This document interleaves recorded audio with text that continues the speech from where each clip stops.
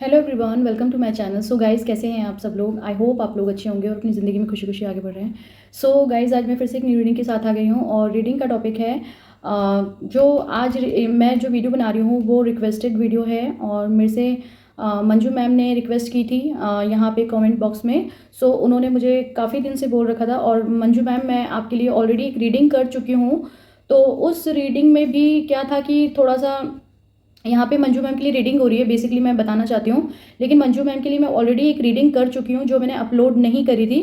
लेकिन मैंने क्या करा कि अपलोड करी भी और अपलोड करके फिर मैंने डिलीट मार दी। डिलीट इसलिए मारी बिकॉज मुझे लग रहा था कि ऐसा ना हो कि आपका दिल दुख जाए। तो मैंने सोचा, क्योंकि वो रीडिंग में ही कुछ ऐसा था कि वो थोड़ी रीडिंग आपके लिए नेगेटिव हो रही थी कि जो आपके पार्टनर है, जो उनके लिए आप जानना चाहते हो, तो वो थोड़ा सा सही नहीं था वहाँ पे। तो इसलिए मैंने कहा आपका दिल ना दुख जाए, इसलिए दोबारा रीचेक करने के लिए मैंने आपके लिए ये रीडिंग बनाई है। ठीक है, तो अब रीडिंग यहाँ पे मैं आपकी कर रही हूँ और फिर साथ ही साथ जो मैंने पहले वाली रीडिंग करी थी उसके बारे में भी मैं आपको बता दूंगी। ठीक है। सो आप मंजू मैम, यही बोल सकती हूँ, पॉजिटिव रहिए, सब कुछ अच्छा होगा लाइफ में। एंड आप जानना चाहते थे अपने पार्टनर के लिए, जो आपके न्यू पार्टनर है और उनसे आप मैरिज करना चाहते हैं, तो वो जो आपके न्यू पार्टनर है उनके बारे में यहाँ पे जो रीडिंग है, मैंने कार्ड को शफल करके यहाँ पे और अच्छे से मेडिटेशन करके शफल करके कार्ड को यहाँ पे लगा लिया है। और गाइज, आजकल जो मैं रीडिंग बनाती हूँ तो मैं शफल करके कार्ड को इसलिए रख लेती हूँ बिकॉज जो टाइम हमारा है वो शफलिंग का, वो काफ़ी टाइम बच जाता है। एंड काफ़ी फिर वीडियो उससे ना लॉन्ग हो जाती थी पहले। तो इसलिए मैंने थोड़ा सा अब ये चेंज कर दिया है कि मैं अब शफल करके और पहले कार्ड को लगा दिया करूँगी। ज़्यादातर रिक्वेस्टेड वीडियो जो मैं बनाऊँगी वो इसी तरह से बनाऊँगी। ठीक है गाइज, और बाकी सब जो मेरी सोल फैमिली में है वो भी इस रीडिंग को देख सकते हैं। और ये रीडिंग जनरल एंड टाइमलेस रहेगी।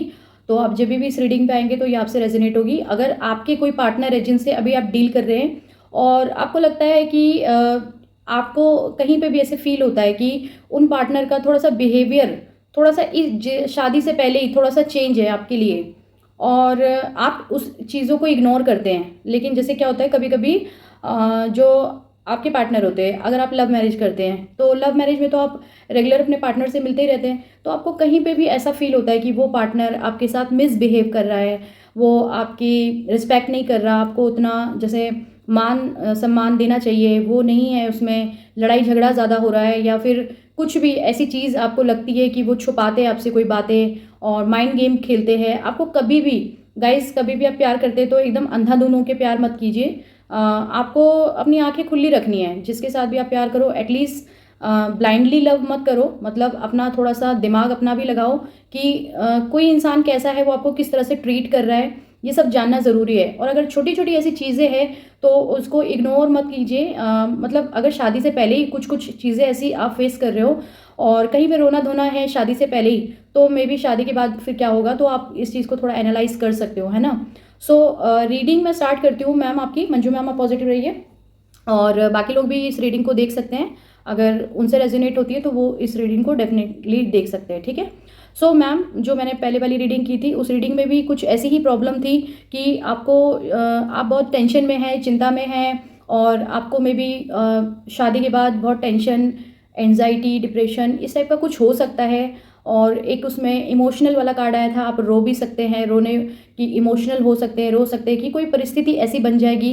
देखो, नोक झोंक तो सबकी लाइफ में छोटे मोटे चलते रहते हैं, लेकिन कोई बड़ी चीज़ ऐसी नहीं होनी चाहिए ना कि वो चीज़ आपको ज़्यादा रुला रही है। तो इमोशनल का कार्ड आया था उस रीडिंग में। ठीक है। और बहुत ज़्यादा ये था कि लाइफ में आपकी परेशानी कुछ आ सकती है। ठीक है, वो सब कार्ड ऐसा आया था। और बस यही आया था कि आप चिंता में हैं, बहुत डिप्रेशन में हैं। और जो पार्टनर है, पार्टनर का ये आया था, थोड़ा पार्टनर कुछ माइंड गेम खेल सकता है। तो जो दोबारा मैंने रीचेक करने के लिए रीडिंग करी और उसमें ये भी गाइडेंस आई थी कि अगर आप उसमें लॉ ऑफ अट्रैक्शन का कार्ड आया था, अगर आप मैनिफेस्ट करें तो आप अपना ट्रू सोलमेट कनेक्शन आपकी लाइफ में आ जाएगा और आपको कोई ना कोई ट्रू सोलमेट कनेक्शन आपके डिवाइन पावर आपकी लाइफ में भेजेंगे। सो ये जो यहाँ पे कार्ड से मैं इस रीडिंग में बता देती हूँ। ये तो मैंने आपको पिछली रीडिंग के बारे में बताया कि पिछली रीडिंग में भी सेम चीज़ें आई थी और इस रीडिंग में भी ऑलमोस्ट सेम चीज़ें आई है। और मतलब देखिए, ये जो इंसान है, ये आपको देखिए कार्ड से लग रहा है ना कि ये कहीं पे कुछ माइंड गेम खेल रहा है और इस कार्ड में ऑलरेडी इसके पास जो ये सॉर्ड्स है ये उनको मतलब उसके पास ऑलरेडी है, लेकिन फिर भी वो पीछे वाले को इतना ज़्यादा ऐसे देख रहा है कि चालाकी टाइप करने की कोशिश कर रहा है, तो थोड़ा माइंड गेम या कुछ छुपा रहा है, कुछ छुपाने की कोशिश कर रहा है ना, ऐसे लग रहा है इस कार्ड से। तो आपके जो पार्टनर है वो हो सकता है कुछ छुपा रहे हो आपसे, माइंड गेम खेल रहे हो, या ये भी हो सकता है गाइस कि अच्छा अच्छा बन के आपको दिखा रहे हो और वैसे वो उनका कैरेक्टर ना हो, ये भी हो सकता है ना। तो हमें देखिए, अगर कोई भी चीज़, अगर आपकी जैसे लाइफ में कोई चीज़ बुरी आने वाली है तो उससे पहले अगर हमारे को कोई चीज़ पता चल जाए तो ज़्यादा बेटर है ना गाइज। कोई चीज़ खराब होने से पहले अगर वो चीज़ अगर बच जाए, जैसे कि अगर यूनिवर्स आपको आगाह कर रहे हैं, क्या पता इस रीडिंग के द्वारा यूनिवर्स आपको आगाह कर रहे हैं, यूनिवर्स आपको बताना चाहते हैं इस रीडिंग के जरिए, इसलिए आप मेरे को बार बार बोल रहे थे, आपने मेरे को रिक्वेस्ट डाली 2-3 बार की आप मेरे लिए रीडिंग कीजिए, रीडिंग कीजिए। सो मैंने आपके लिए रीडिंग बनाई। और ये भी हो सकता है कि जो आपके पार्टनर है शादी के बाद वो थोड़ा सा उनका नेचर चेंज हो जाए, नेचर में चेंजेस आ जाए। हो सकता है वो जब ये जो इंसान है इसके दिल दिमाग और पैरों में भी हर जगह दिमाग में बस पैसा घूम रहा है, तो वो जैसे जब आप प्यार का कप दोगे तो वो लेंगे नहीं, ठीक है, क्योंकि पैसा सर चढ़ के बोलेगा, ये भी हो सकता है, ठीक है। और ये प्यार का कप दे रहे हो आप तो ये ले नहीं रहा इंसान, ठीक है। तो कहीं ना कहीं कुछ इस टाइप की प्रॉब्लम भी आ सकती है, मतलब लव रिलेशन में इस तरह शादी के बाद कुछ इस टाइप की प्रॉब्लम आ सकती है कि वो इंसान आपको समझे ना, कुछ चीज़ें कुछ बातें आपसे छुपाए, कोई माइंड गेम खेले। तो यहाँ पे कार्ड आया है लॉ ऑफ अट्रैक्शन का कि आपको ये कार्ड आपको यूनिवर्स से विश मांगनी है कि मुझे एक ट्रू सोलमेट कनेक्शन चाहिए। और फिर आपके पास कोई ना कोई ये ट्रू सोलमेट कनेक्शन आ रहा है, कोई ना कोई आपको ये ऑफर करेगा, कोई ना कोई आपका कनेक्शन आएगा। या फिर अगर यही कनेक्शन हो रहना होगा आपकी लाइफ में तो मे बी फिर आपको उसके लिए कुछ थोड़े प्रयास करने पड़ेंगे, आपको यूनिवर्स से विश मांगनी होगी कि इसी पर्सन को ठीक कर दें, मतलब उसके दिमाग को ठीक कर दें, उसके दिमाग में जो भी चल रहा है, तो वो एक सच्चा इंसान मेरी लाइफ में एक ट्रू सोलमेट की तरह हो, है ना। आप अगर आपको लगता है वो तो डिपेंड करता है कि आपको क्या लगता है कि उस इंसान से आपको कितनी अटैचमेंट है। तो अगर आपको लगता है कि उस इंसान से आपको अच्छी अटैचमेंट है, बहुत ज़्यादा प्यार करते हैं और उनके बिना रह नहीं पाएंगे, अगर इस टाइप से कुछ लगता है तो फिर आप यूनिवर्स से मांग सकते हैं लॉ ऑफ अट्रैक्शन। आपको विश मांगने की ज़रूरत है, ठीक है। और जब विश मांगेंगे तो डेफिनेटली फिर एक ये प्यार भरा रिश्ता होगा, कोई ना कोई प्यार का कब देगा। अब जो भी आपकी लाइफ में इंसान आएगा, जो हस्बैंड के रूप में आपकी लाइफ में आएगा, तो वो आपको प्यार का कब देगा, ठीक है।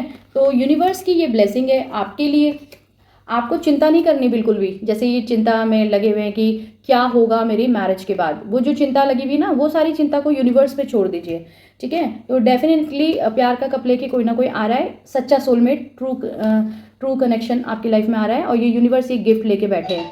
गिफ्ट क्या है वो ये ट्रू कनेक्शन है, ठीक है। तो आपकी लाइफ में आ रहा है, ये यूनिवर्स गिफ्ट लेके बैठे हैं, बस आपको उस गिफ्ट को पहचानने की ज़रूरत है। तो उसके बाद जब आपको एक कनेक्शन मिल जाएगा, एक जो प्यार भरा ये रिश्ता मिल जाएगा, जब आप विश मांगेंगे, सारी प्रॉब्लम को यूनिवर्स पे डाल देंगे, तो फिर उसके बाद आपको ये चेयर हासिल होगी, आप एक रानी की तरह राज करेंगे मैरिज के बाद, ठीक है। तो आप बिल्कुल बेफिक्र रहिए। अगर कोई कार्ड भी ऐसे आए हैं नेगेटिव, लाइक ऐसे कोई चालाकी कर रहा है, कोई माइंड गेम खेल रहा है, तो देखिए इस दुनिया में थोड़े थोड़े लोग होते ही है, कुछ कुछ इस टाइप के जो माइंड गेम खेलते हैं।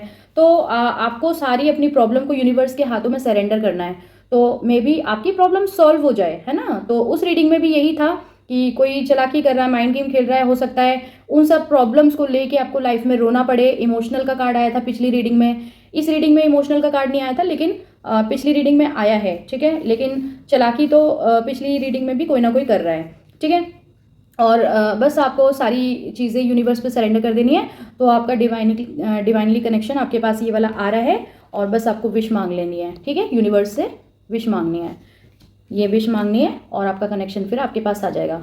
तो आप हैप्पी रहिए इस रीडिंग से, क्योंकि अगर कुछ मतलब यूनिवर्स कुछ इन कार्ड के जरिए अगर आपको बताना चाह रहे हैं, तो आपको थोड़ा सा अवेयर होने की ज़रूरत है कि लाइक कोई आपके साथ माइंड गेम तो नहीं खेल रहा है ना, कोई आपके साथ चालाकी तो नहीं कर रहा। एकदम आँख पे पट्टी बंद करके प्यार मत कीजिए किसी को भी, ठीक है। मतलब मैं प्यार करो, प्यार करने के लिए मना नहीं है, लेकिन ये कि अपनी आंखें भी खुली रखो साथ में। ब्लाइंडली लव नहीं करना चाहिए कभी भी किसी को, कि मतलब बिल्कुल ब्लाइंडली होके लव कर लिया और फिर खुद पे मतलब उस सारा भरोसा उस इंसान पे कर लिया और खुद पे किया ही नहीं।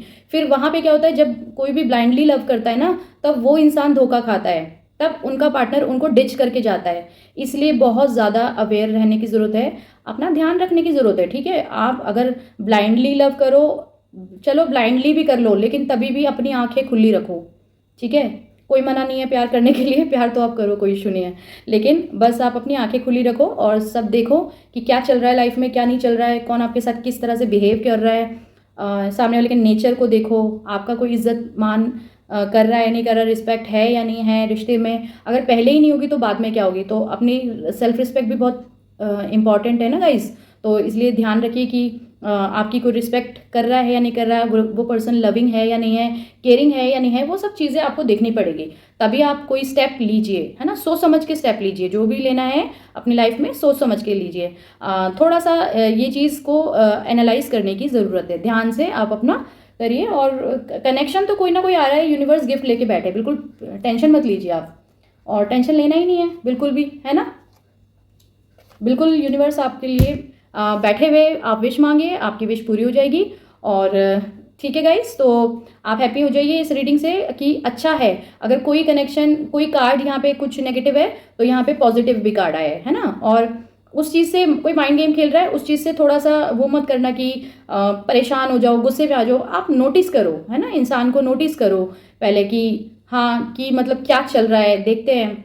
अगर आपको लगता है फिर वो कनेक्शन आपके लिए अच्छा है और वाकई वो, फिर दोबारा एक बार रीडिंग करा लेना, उसमें क्या प्रॉब्लम है। और प्रेडिक्शन भी जो होती है वो चेंज होती रहती है, क्योंकि जब इंसान, आप सारी, जब आप यूनिवर्स, आप जो भी है अपनी प्रॉब्लम को, सारी प्रॉब्लम को यूनिवर्स के हाथों में दे देंगे तो यूनिवर्स अपने आप सब ठीक कर देंगे। और आपको अपने जो भी कोई वो है लाइफ में प्रॉब्लम्स, ठीक है, प्रॉब्लम्स एंड अपनी जो भी आपको मेडिटेशन की करने की ज़रूरत है, आपको यूनिवर्स को धन्यवाद करने की ज़रूरत है हर अच्छी और बुरी कंडीशन के लिए। जो भी आपकी लाइफ में सिचुएशन है, अच्छी या बुरी, हर सिचुएशन में आपको यूनिवर्स को धन्यवाद देना है, और फिर यूनिवर्स आपके लिए सब कुछ ठीक करेंगे। और अपने कर्मों को भी देखने की ज़रूरत है साथ साथ, ठीक है। अगर आपके कर्म अच्छे होते हैं तो यूनिवर्स सब कुछ कर देते हैं। और जो भी ये टैरो कार्ड रीडिंग है, ये जो प्रेडिक्शन हो रही है, ये भी चेंज हो जाती है। तो आप बाद में भी कभी दोबारा एक बार और कुछ टाइम बाद, जब आप मैरिज करने वाले हो, उससे पहले, चाहे जब भी आपका मन करे, दोबारा भी रीडिंग करवा सकते हो अपने पार्टनर के लिए कि उसका नेचर कैसा रहेगा या कैसा नहीं रहेगा, ठीक है। तो ये आप रीडिंग करवा सकते हो दोबारा बाद में, ठीक है। तो आप हैप्पी हो जाइए, कोई प्रॉब्लम नहीं है। एक बार शादी से पहले फिर आप रीडिंग करवा लेना, तो फिर उस रीडिंग में आपको पता चल जाएगा, ठीक है। सो ओके मैम, आपकी रीडिंग, आपकी सॉरी, यहाँ पे आपकी रीडिंग कंप्लीट होती है, ठीक है।